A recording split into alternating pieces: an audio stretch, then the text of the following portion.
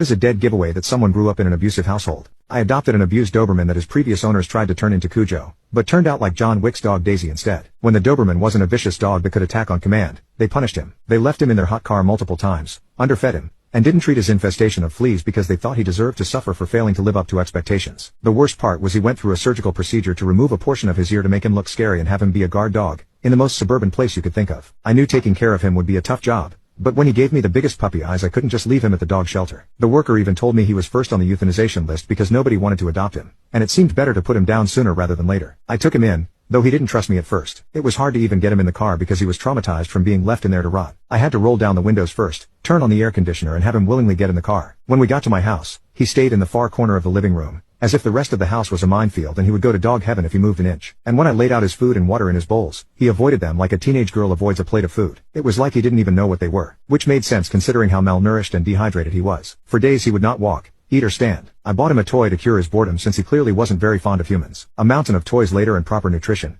I was starting to gain my boy's trust, though he still didn't trust me enough to let me pet him. If I raised my hand towards him, he would let out the loudest whimper, race to the corner of the room and shake. Uncontrollably, he would sit there with his tail tucked between his legs and crying. I could tell that was a reaction from when his previous owners would hit him. Every so often he would look at me with those scared eyes, and it made me feel so helpless. I tried my best not to trigger him by making sure he could feel safe and comfortable with me. I spoke to him in a calm voice, gave him his boundaries.